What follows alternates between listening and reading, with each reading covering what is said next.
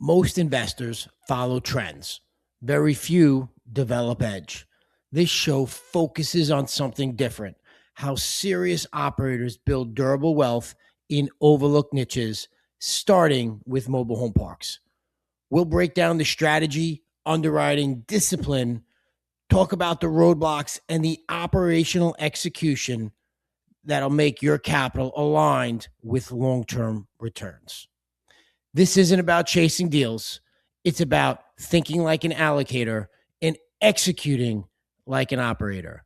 This is the Mobile Home Park Exchange. Welcome back to another episode of the Mobile Home Park Exchange podcast. I'm your host, Frank Rizzo. Here with me today is Michelle Oppelt, and I hope I pronounced her name correctly because I am not the best pronunciator in the world, but she's from Open Management. And Open Management manages mobile home parks across the country, and they have a portfolio of about 6,000 pads, and she's helped build out that platform from the inside out. And we're going to do a deep dive into managing mobile home parks today, which is why you listen to the Mobile Home Park Exchange. And Michelle, welcome to the program. Thanks for having me. Happy to be here. I'm happy that you're here for a few reasons, because you are like knee deep into operations in mobile home parks. And that's something, and we talk about this a lot on this program. When it comes to mobile home park investing, I know the advertisement is it's a passive business, but there's nothing passive about managing and operating a mobile home park. And when you invest in a mobile home park, you're really investing in, I think, in three businesses, right? The asset management, the property management, and then the retail arm of it, right? If you're doing infill. And that gets overlooked, and you're in it, right? And you've been in it for a while. So just quickly, for people who aren't familiar with you or Open Management, maybe you give a little, brief rundown of what actually brought you into the MHP space. Sure. Yeah, I never expected to be in manufactured housing. That was not an original intention of mine. So I actually went to college for bioscience, so totally unrelated, as I know many people in the real estate world came from a different industry or background. So I went to school for bioscience. After college, I started a children's science program. So totally unrelated, ran that for 13 years. And then that got shut down because of COVID. So we did all in person, contracted with schools. So when they shut down, our business shut down. And so thankfully in 2019, I had already started dabbling in, just some personal investments, some single family stuff, done about 13 deals. And through that, I had met some multifamily syndicators. And so then I started going to conferences and networking and meeting different people and starting to see that maybe single family wasn't for me, and maybe I wanted to do something more on the commercial side. So when my business got shut down, I already had a good network, thankfully. And there was a group that was trying to get into the mobile home space. And I think they had purchased four properties. When they started talking to me, they were under contract for the 5th, 6th, and 7th. And there was a one-woman show managing all operations, paying all the bills, doing all the property management. It was one of the founder's wives or wife. He didn't have multiple. And so she needed some help. So I got a phone call. Actually, I ran a multifamily women's mastermind group, and one of the members came and did like a Facebook Live and said, "Hey, we need more help." So I initially messaged her. She called me, and I was hired as a regional property manager. They took a gamble on me. I have no property management experience. I just have business experience. And so they definitely took a gamble. Worked out well. They ended up promoting me to office manager, and then eventually vice president. And then now that Open Management has, we were kind of acting more closely as sister companies, and now Open Management's more of its own individual company alongside our parent company. I've been promoted to CEO this year. So that's kind of didn't know I would get here, but I've come to learn to love this space. Manufactured housing is very interesting. It's obviously different than apartments, very nuanced, and it's been exciting getting to learn it along the way. And I know you had some, a bit of real estate experience before getting there, right? But a little bit, yeah. A little bit, right? And I'm not, but what do you think was it that made you elevate and be so successful in a relatively short period of time, where you've gone from regional manager, right, stepping in with a little space, little knowledge in real estate there, and just, now you're running a division which, correct me if I'm wrong, you have about 6,000 lots under management, correct? That's correct. Right. Yeah. About 130 employees. It's grown pretty well. I would say the things that made me successful was just understanding business operations in general. I think there's so many things, sometimes I joke, I feel like I could go run a nail salon, or, once you kind of get to know the business a little bit and you kind of understand the financials, and there's patterns with every company that you're going to manage. Property management is just people management. You're managing residents, you're managing, the team members that are managing the residents. It's really just a lot of people skills. I like to think I have good leadership skills. I really like to focus a lot of my career in leadership development. So if you can keep people excited about what they're doing every day, and then just kind of manage revenue management, I'll oversee a little bit more the strategy side of things. The rest will kind of solve for itself. As long as our employees are happy, our residents are happy, then everything kind of works out. It's funny you say that, because, I've told people, real estate is not about bricks and sticks. It is the ultimate people's business. And then when you get into manufactured housing or manufactured housing communities, right, it's not about the home so much.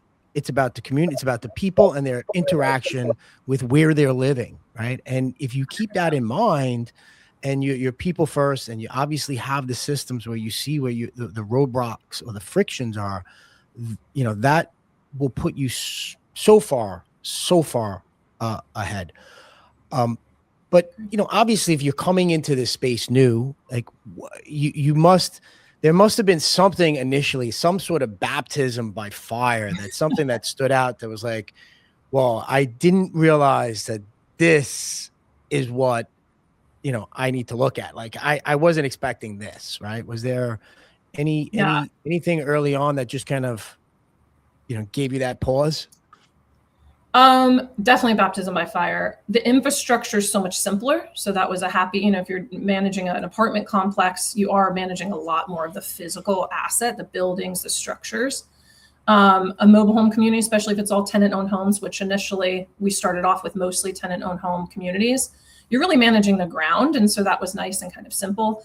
I knew nothing about anything related to manufactured housing, setup, infill, how the infrastructure connects to the home itself. I knew none of that. How to do utility bill back, all of those kind of things were new. And I think in the very beginning, our parent company was also new to investing in mobile home communities. So the underwriting we still had some lessons learned there, with not having enough CapEx reserves initially, and really more so, not for the initial. I think we did a good job of due diligence, and okay, we'll need 200,000 for roads and 50,000 for trees. Set aside that money in the beginning. The biggest lesson learned was that's going to recur every single year, and you really need to be, accruing for CapEx every single year, and not just the big, large buckets that, every 5, 10, 15 years you're going to do with infrastructure, but every single year you're going to need, depending on the property, $10,000 to $40,000 in tree work. And the biggest miss in the beginning was really understanding the home side of the business separate from the land rental. So as we did start to accumulate some rentals, or even as tenant-owned homes would become abandoned, we didn't understand the costs associated with turning that lot, whether it's demoing the home and then having to re-infill just to stay at flat occupancy. That's something that we really didn't underwrite to. We just assumed, you infill.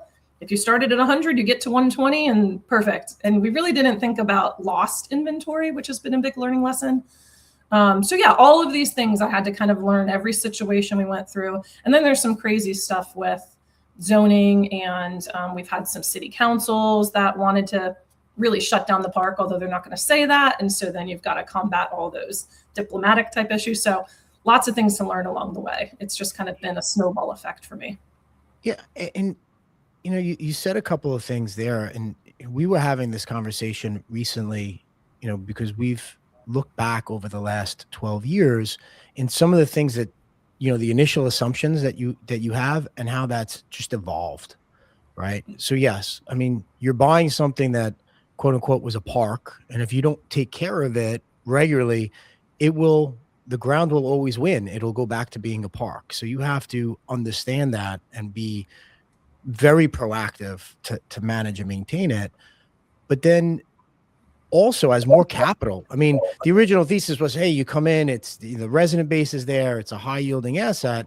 But then as more capital pours into the space, obviously you've got to do more to generate that cash flow or return, right? So you've got to create more improvements. You've got to enhance the resident experience. You've got to bring in amenities. You've got to do things that create that value rather than just saying, hey, I cut a couple of trees when you did the roads, right? Is that something that you guys kind of look at a little differently today than 6 years ago, which, by the way, just seems like a lifetime ago? Yeah. Yeah, I think the good news is, we're so anti-slumlord, like so far on the other side of the spectrum. The goal from the beginning was always to come in and really make it a beautiful community. So that's good, because not all ownership groups are that way and want to fully invest in making the quality of the product that you're, providing to your residents as high as it could be. I think that's something we've gotten right since the beginning, which is great. Resident experience was huge for us from the beginning. One of the first things I did was build out a call center. We have a remote sales and leasing team. So that way we've got a lot of virtual support for the residents. Because, depending on the size of the property, you might have a part-time on-site person. You may not. We had a lot that were virtually managed. Larger communities have the office and the amenities, and it's a little bit more of a traditional experience. But I do think we've been focused on the resident experience from the beginning, which has been very helpful. It's definitely the biggest challenges we're learning. The home side of the business, which kind of, as you mentioned in the beginning, it is its own piece of the business. That was the biggest lesson learned for us out of everything. Yeah, I think that's a, what you said. There's a big miss with people who come into the space looking at it just from a spreadsheet angle, right? Like I know the thought process was, all right, if you own your home, it's tough for people to move, and so you have a very sticky, tethered resident base. I think we've seen people move when you get a bad operator come in and just raise their rents. They will leave, right? They'll find money to move a home. They will go somewhere else, and it's just an optics risk. But when you lead with culture first, like the reason why people stayed in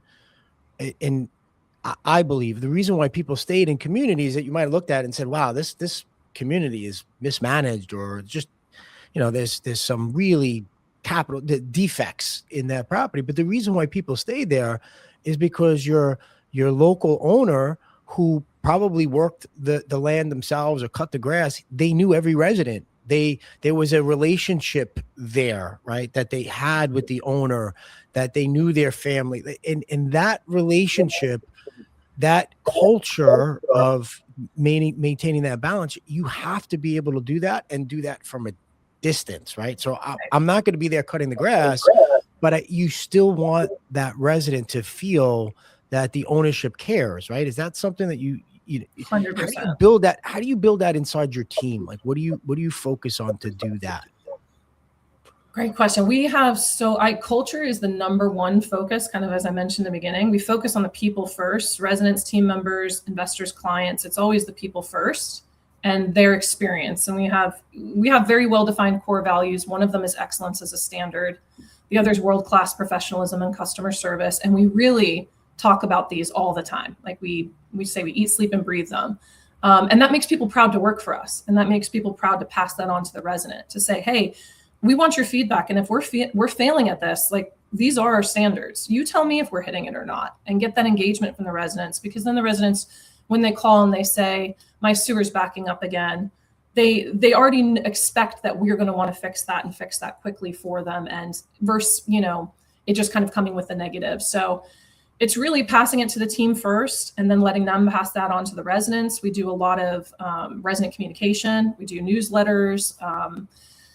When we first take over a community, managing a community, there's a welcome packet that goes out that clearly lists out, hey, we want to hear from you. Here's how to give your feedback. Here's how to contact us. If we're ever not living up to these standards, we want to know. We do resident polls continuously. We have a team that's all they do is monitor resident satisfaction. So it's one of our virtual teams.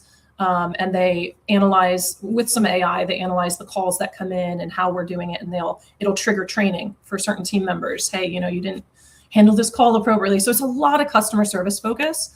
And we track our NPS scores and our eNPS scores. So customer resident satisfaction as well as our employee satisfaction. If both of those aren't high, things are going to start to become mismanaged. And especially the on the ground people, the people that are the face of our company to the residents, that's where it's obviously the most important that we're getting that right. So making sure that we have happy, well-compensated on-site teams, that's been critical for sure. And we can virtually manage, and sometimes it's a little harder. You still have to build that relationship. But it's whoever's speaking to the resident, we put a lot of focus on what that experience from the resident is going to be. Yeah, and I think that's and you see it in underwriting too, when deals get sent to you and they'll tell you that, oh, they just have somebody on site who they pay almost next to nothing. And I think you could do that a decade ago, right? But if you want to ensure what you're talking about, that there's a culture being built, your manager is such a key component on the ground, right? As the face of the franchise, right? Your manager is the person that your residents see, that they know, and your manager, and we're going to talk about this because you talked about infill, or you talk about, the projects you've done. Like, your manager's wearing a lot of hats too. So your manager's got to be able to handle those hats and go from different experience to different experience and have the same level of enthusiasm straight through. So they might be doing some project management. They might be doing some, sales. They might be doing some collections, but at the same time, they've got to have the same, enthusiasm and excitement of being there in the community to do that. And that takes work, right? You got to be intentional about that. 100%. They have to know that they're supported. Otherwise, they're just feel like they're the ones in the trenches, in the shadows, doing all the work while the company makes the money. That's going to be the feeling naturally, right? Anytime they're the ones with the residents screaming in their face and not us. And our regional manager does a weekly meeting with, this is something we don't do, but was just touching base every now and then and talking about the numbers. It's the opposite for us. We use Slack. We're very communicative in there. We give out lots of gifts. We do contests a lot, so they can get a little competitive with each other.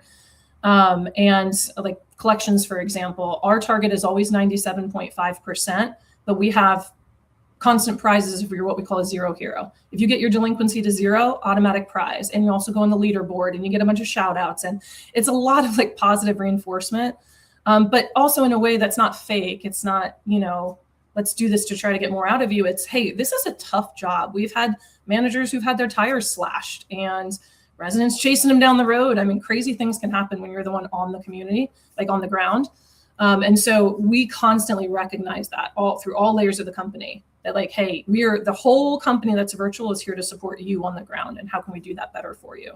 And that makes a big difference. And you need data too. That was the biggest thing in the beginning is there were no systems set up when I came on. It was just, let me have a call with the on-site manager and take their word for everything that's happening. And then maybe we visit the property a couple times a year in person, but you're really taking their word for it. And so we've built out a lot of different ways to get data points, like I said, from the resident calls specifically. If there's certain trigger words that come up, anything related to infrastructure immediately gets escalated. If it's water, sewer, something, because that was a problem before. The managers wouldn't want to tell us fast enough when they're having issues with sewer backups, with water pressure. And so we have different ways to verify, trust but verify, that things on the ground are happening the way we want. And then we make sure to reward people well when they're managing it well. And, it's funny because it's not always, rewarding people, to your point, it's not always dollars and cents, right? Because the money motivates people, but sometimes it's other things. It is recognition. It is, 100%. Letting everybody know that, who's improved and what you're looking at and who's hitting their numbers or improving on that. And that's, people like to know along the way that, that progress is being recognized and who needs to contribute. So we do something similar. I mean, we have a couple of meetings a week where we have the managers get on and they'll share some ideas along the way of what's working, what's not. And then we can train on that. And so everybody knows the numbers that they need to hit. And then when they go individually to talk to the asset manager, they know where where their individual communities are. And that helps kind of bring everything cohesively together and keep everybody with their eyes on the prize, right? That's such a important component to it. Now, I know, and you've mentioned that you don't just manage, it's easy. I don't want to say it's easy. All right, let me back that up, right? It's one thing to manage a community or step into a community that's stabilized, right? Where, hey, 90% of the lots are, are physically occupied. Maybe they're 85% economically occupied. And now I'm managing that, that base that's already there. And it's another to take on those value add projects. And you've mentioned like infill and capital improvement projects, which is a different, it's not a traditional management role, right? And typically, if you look at other asset classes, you say, hey, I want you to manage my multifamily building. They're not, gut renovating the building and project management. That's a totally different skill set. And they'll probably say, hey, I don't do that. Hire somebody else. But in this space, you're doing both, right? So talk about like, and we talk a lot about infill because that's like that is the biggest value add component you can have to a community after that infrastructure work. But you're going to come in there, you're going to add more lots, you're going to add more income, you're driving value, you're driving cash flow. Like, what's your process with that? Like, do you have the managers take the calls? You said you do something centralized. Like, how do you coordinate that? Yeah, we very early on hired somebody just to oversee infill. Actually, I think he was already there when I came. Like we were all kind of getting hired together. Like I said, they had 4 properties looking to go to 6,000 lots. That was always kind of the goal, was to grow like that. So there was one person overseeing all things infill. Back in the early days, it was that person directly communicating with the community manager, and then that was never really under my umbrella. And then eventually we ended up growing out a whole infill department, and it needed to flow under the property management because what was happening was there's a lot of friction of the manager saying, which master am I serving, for lack of a better phrase? Like, if I get a call from the infill guy saying, stop what you're doing, go do this. But then I get a call from a manager saying, stop what you're doing, go post collection notices. Like, it was getting very hairy. So we ended up putting it all under one umbrella. And I have a director of infill that oversees a couple project managers. And each of the project managers, we currently have 3, they're able to handle up 2,000-ish lots. I think if we were to grow beyond this, they'd probably need to get a couple more. And they'll oversee the strategy side of it. So it is a lot the community manager having to actually, oversee the vendor who's there on site. But they have that support system, somebody who understands what things should cost. Hey, that bid really doesn't look right. No, you're not thinking about this. Let me help you with, whatever, right? They'll kind of guide them through it and coach them through it. So we do have project managers that handle that. And back in the beginning, we were also trying to source used homes. That's kind of dried up. It's just way too hard to try to find. Too expensive. It's too expensive. It's very capital intensive. Like if for all the money that you're going to do to source a used home, you're just better off getting a new home, right? Exactly. And putting you to buy a decent resale home, and we've done it both ways, right? But by the time you deliver it and you set it up, and then you've got to renovate it. Before you know it, you've got $30,000-$40,000 into that home. And the home really isn't the profit center, right? I mean, you're trying to, at least in the markets where we're looking to get the lots filled. We're not necessarily trying to maximize the return on the flip of the house. Right. Exactly. And we used to I remember when I first started, we were still finding homes for $5,000 to $15,000. And so it would make sense. And now you're right. Like, the numbers just do not make sense at all. It's so competitive. So when I started, we would go to the tax auctions, right? Yeah. And the homes were personal property. We would review them in the counties that we were in. We'd buy the homes. We'd send them in. You'd find some great deals. And then COVID happened, and we went to one tax auction. And all of a sudden, and we're in Peach County, Georgia, right? I know you're in Atlanta, so we're in Peach County. We're sitting there, and where we would go, and there was almost nobody there, right? We went there, and I'm standing in the field, and I'm just like, this is insanity. And there was one home that we were bidding on, and the price went up to like $45,000 on a double wide that was older, that needed work, that was stripped and had to be shipped. I'm like, this guy's going to lose a ton of money. Like, he doesn't even know what he's getting. Like, it's just insane. I'm like, this doesn't work anymore. Right? This doesn't work. Exactly. Yeah. So our director of infill now handles inventory, and then we just built relationships with manufacturers, and we get discounted prices for being able to buy in bulk, and we just go in that direction. It's been a while since we brought in a used home. So talk to me about your sales process, because, and I always find this interesting when I talk to other people on the operations side about this that do a lot of infill and how they handle it. And we've talked to different, like, how do you work with, because you mentioned the centralized sales process, right? And that's, I almost want to say that's a rarity. Like, most operators, it's, hey, the lead comes in, the manager gets, and the biggest complaint is the manager's not getting back to the leads, right? But that's not the system. That's why we built out a virtual sales and leasing team, 100%. Yeah. And you have turnover. You have we had a property in a very rural area in Nebraska that we brought in 20 or 30 homes. And if the manager's sick, there's only one manager there. And if they're sick, and I mean, we've really got to fill these homes, especially because we've got financing on them. So they're encumbered, and you're losing money every day that they just sit there on your lot, not getting occupied. So having an offsite team, we can, if the manager's going on vacation, throw your lock boxes on it. Our offsite team can still do the virtual showings with the prospect coming in, and there's no delay in getting those homes occupied. So that's been huge for us. And we use all international team members, usually from Central South America, because we need the Spanish speaking bilingual for the sales.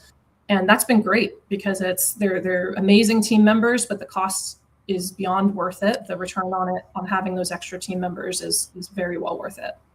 And what happens, I mean, for us, and I have a sales background, right? So you look, when the manager gets the lead, you just, there's so much potential loss that happens along the way. Like the drip of that manager, having on a Post-it note on their desk, and they don't get back to it. I mean, that person looking to move into your community, there's a time frame where they're looking to do that, right? That person is not going to be responsive 3 months from now when they find that slip of paper. They're responsive over the next 30 days. So if you don't have a system where they're kind of coming into your ecosystem, and you're able to touch them in multiple ways and multiple times over the first, for us, we look at the first 15 days. How many touches can we get to a lead in the first 15 days?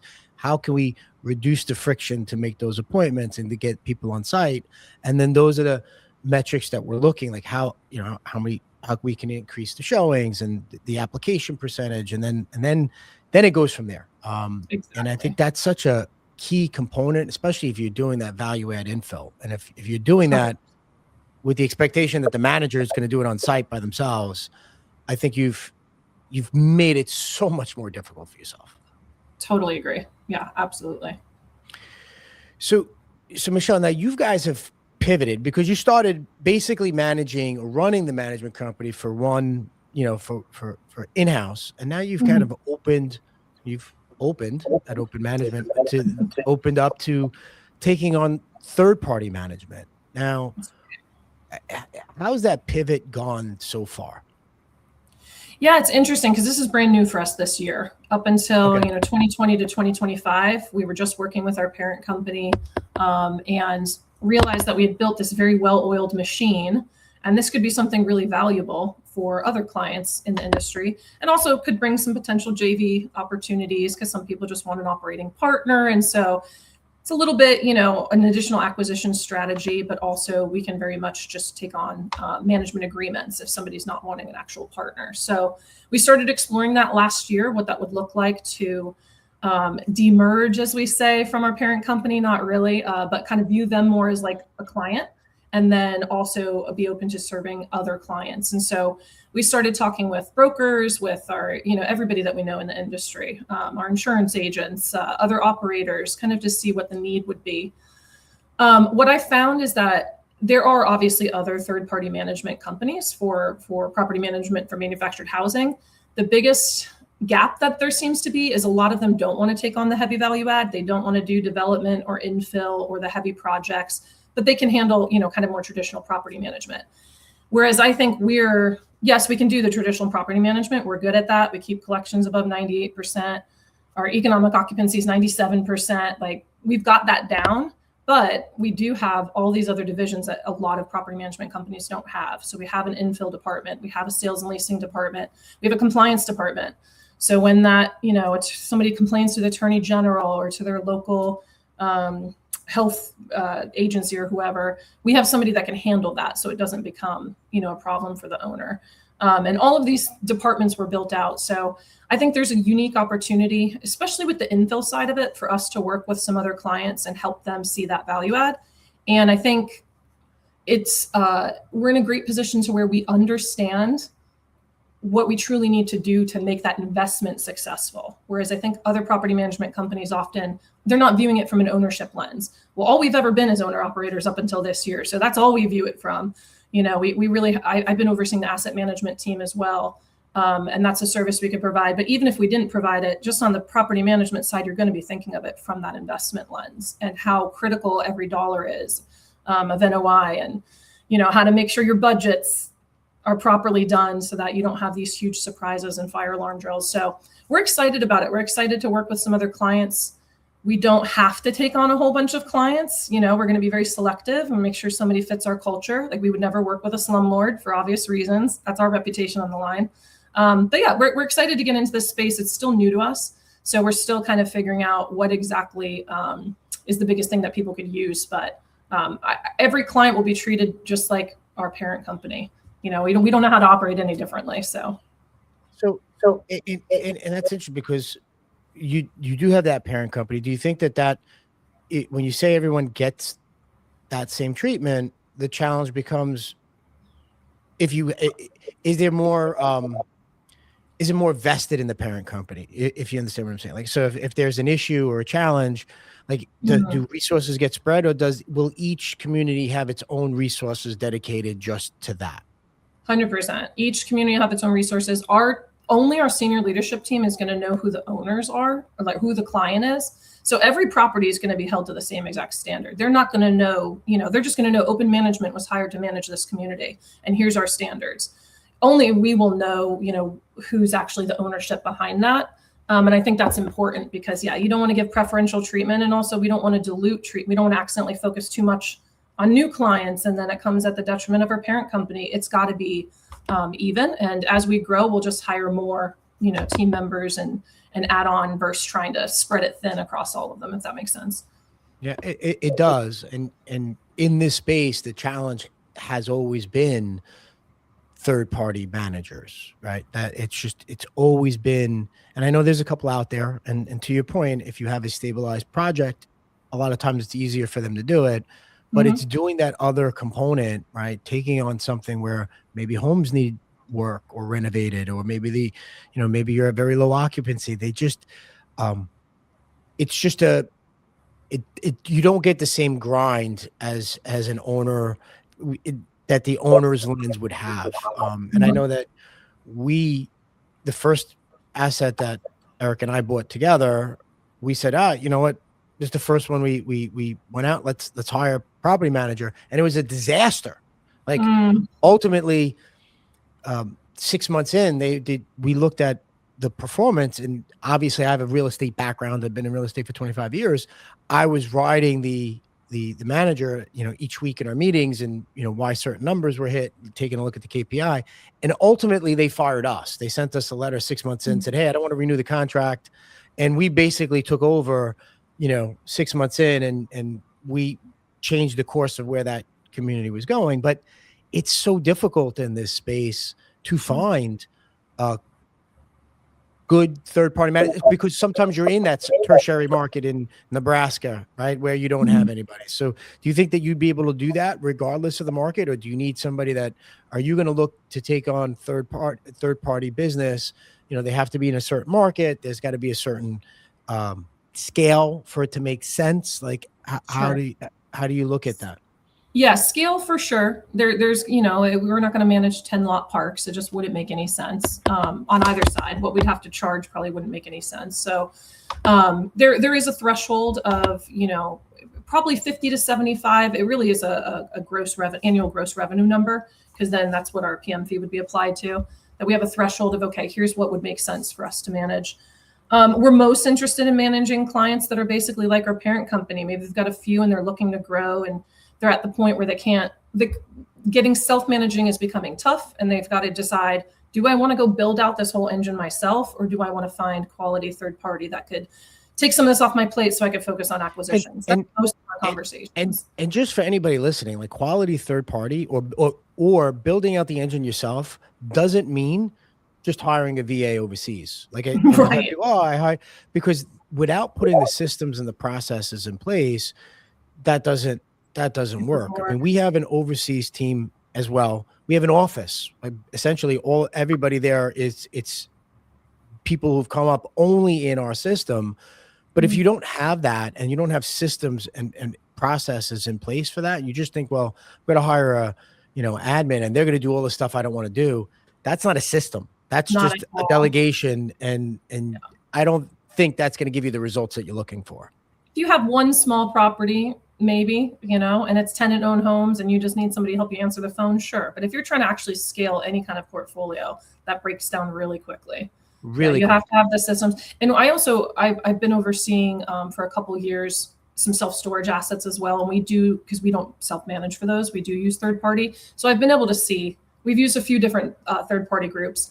And thankfully, one of them is great, and they slowly ended up taking over all of the assets that we have. But I've been able to see on the other side of it how hard it is to try to get that property management company to understand, like, hey, what's going on here? And you do end up having to really spend half your time managing the manager, and they're still not going to do it the way that you're hoping that they'll do it, and if their systems are broken, there's no matter how many times you're like, hey, we need to get on the call and discuss this, it's not going to get that much better, right? They might put a little more pressure on it, but a lot of PM companies don't have really well-built machines either. So the systems is super important. In terms of like which markets we would work in, the 6,000 lots that we've managed thus far have been in 14, 15 different states, been in really, like, we've been in the heart of Indianapolis, and then we've been in Alaska, out in the middle of nowhere. I actually have not found performance to be any worse in the tertiary markets than we've still been able to keep occupancy up. Obviously your rents are going to be different based on the market. And I think we look at deals like that. I think it's just different filters that we look at, right? So I don't mind taking a deal in a market that's stable and smaller if the physical occupancy is higher, right? And I don't even need the economic. I don't mean people in the home. I just want to know that there's homes there, right? Or livable homes. And I feel my marketing will get people there if there's a home there. But if I have to, we have to invest money to bring in homes, then there's a certain velocity that market needs to have, because to infill, right, or bring in a new home, and the way the costs have just increased over the last 6-7 years, just of the home, of the setting, and getting that done. Like, you need to make sure there's a certain velocity there in the economy for it to work. So the beauty of this space is it could work in a market that you say, well, why would you want to be here? Well, people need a place to live. It's a stable base, and this number they're going to hit if you have value, right? Yeah. The communities, there's actually two within a couple miles of each other out in this very rural Nebraska town. That's been one of our most successful properties, which really surprised us in terms of infill. But you're right. At the beginning, it was like, okay, we need to do test ads. We don't know how many people are going to want to move in here. We have no idea. And the underwriting, I think, assumed something like 50 homes between the two properties that are essentially in the same, they're neighbors. So you're competing with yourself, might as well view it as one property. And we were really surprised. We did the first 10 homes at each, and they filled up right away. And then we did 15 homes at each the next year, filled them up. And so now we're at the final phase this year of completing that infill. But it was surprising. It was surprising that what we really had to look at was which exact homes do we want to order, because they are going to be, we are going to use financing for them. So our note is going to be a certain amount. if the rents can't cover that, that's when we wouldn't do it, because we found that we have to fill them with renters usually at first to get them filled quickly. And then we go on a rental conversion mission to try to convert as many people as possible to homeowners. And when they have successful rental history with us for 24 months, it gets a lot easier for us to help get them chattel lending. So that's kind of been our strategy, is get the homes in there, get renters in and try to target renters that have the goal of becoming homeowners. And then we kind of work to eventually start, passing, because there's no profit on renting out the homes. Sometimes it's even slightly negative, and we'll cut into the lot rent a little bit. But that's kind of been the strategy. And we have been surprised about which markets work. As a third-party management company, if we didn't have as strong of virtual processes built out, it would never work, because then you are so reliant upon that on-site person. And if it gets obviously harder to find quality employees when you have a very small market. So we have one property that's virtually managed in the middle of Texas, somewhere probably 4 hours from any other property we have. And it's one of our most successful properties. Collections are 100%. So since we've gotten so good at virtually managing, now that allows us to be able to say, okay, we can go into different markets. But we would want to work with the owner to say, let's be realistic about what you just mentioned. Test out the market for infill before you just assume that you can bring in, however many homes you're getting. And you're not just, you just can't say it's the most, just because it's affordable, people are going to want to be there, right? There has to be a compelling reason to draw people in, but that's key. And let me ask you this, Michelle, I know, what's the one where you look at like the one maybe headwind or risk that from an operator's perspective that you see in the industry, that if someone's listening to this program and says, all right, if I'm going to operate this community myself, what do I really need to be aware of? Because this could really derail my business plan. Oh gosh, I would say the biggest learning lessons for us were the vintage of the homes that are on site. When the property was built is obviously important. If you've got Orangeburg or other infrastructure things that are going to fail, that's going to cause a lot of issues with your residents. You've got to be, but you can come in and replace it. You can do a water line replacement. You could do a sewer line replacement. The property could, function well. But if the vintage of the homes are really old, we've had managed some properties with 50s, 60s homes. Your people are going to leave or pass away or whatever happens. The homes are going to become vacated. They're not worth anything. So it becomes a lot easier for people to walk away. And now all of a sudden you've got these homes that, especially if they're in a dense property, that maybe now your setback laws are different than they were when it's built. All of a sudden you've got a whole list of challenges just keeping your occupancy flat. Those are the biggest lessons learned that we've found. If I personally was going to go buy a property by myself tomorrow, I would try to do 80s vintage or newer for the homes. So that way I know, okay, as they get, as people move out and they become abandoned, they become our inventory, it's still, we know how to flip those, and still be able to sell them and get the occupancy flat without a loss. You start going older than that, pre-HUD, things get real hairy. So, and a lot of times those lots, if you're not paying attention, those lots are smaller than the homes that are being built today. Exactly. And so now if you want to bring in a home and you think you have a lot, you actually don't. We were looking at a park in Pennsylvania, and the gentleman's like, oh, we have 77 lots. And I'm like, no, you don't. I'm like, I can't fit a 2026 home on this lot. I'd have to go broadside rather than in. And so where you think you have 20 vacant lots, you really have 10. So that changes the economics. And this was just a sponsor board a deal because he thought it was great. And now all of a sudden he's looking at it from a different lens, and he's got it's a different valuation model. So those are things that you really have to look at, especially if you're underwriting a deal. It's great. Michelle, this has been great. I could probably talk to you all day about operating parks and war stories. If somebody wanted more information from you or about open management, wanted to see maybe if that was something that they wanted to explore, where would they reach out to you? Yeah, for me personally, I'm on LinkedIn. It's probably the easiest place to find me, just Michelle Oppelt on there. For the company, OpenMGMT, so it's just management abbreviated, openmgmt.com, and there's some information there on our third-party services. Michelle, this has been a great conversation. Really appreciate the time. If you guys have found value out of this episode, I ask you to do me one favor on the streaming platform that you're listening to. Give us a rating, because that's how we get this message out to more people about mobile home park investing and the tips and tricks that you need to be successful in it. Until next time, everyone, happy investing.